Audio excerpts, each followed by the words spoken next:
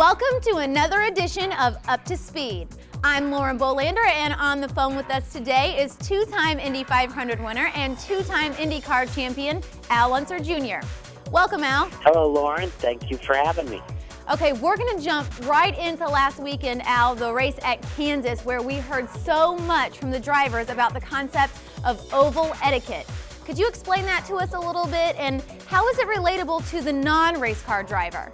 You know, if you're running a low line, then you need to stay running the low line, no matter if you're trying to defend your position or what have you.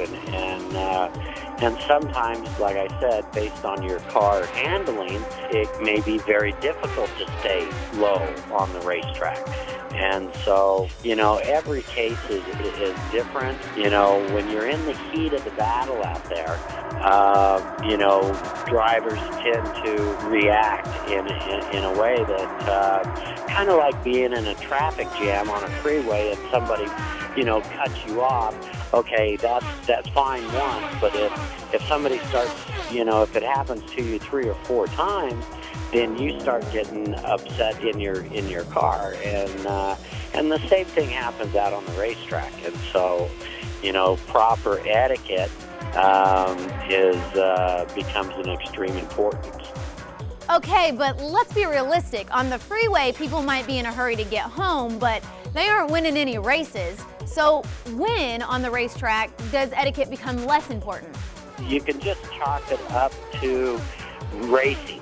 That's what happens in racing, and you know, you can go back to Emerson and my famous accident in turn 3 in 1989, and you know, you had 2 veterans that knew what they were doing, and it came down to, you know, a racing incident, and you know, we were both after one thing, and that was to win the race.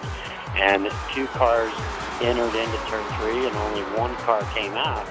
And it was because we both wanted to win the race. And so, with everybody that's going on in Kansas and in the future, the oval racing that's coming up, you know, they're going to be finding out who they can run with and who they need to give a little extra room to. And everybody's doing it. Everybody's going to do it. And so it's going to be interesting to watch what really, how all this learning takes place. So it seems like etiquette is what will get any driver to the end of the race, but when it comes to winning in those final laps, that's when etiquette gets compromised. You betcha. All right, well, thanks for your insight, Unser Jr.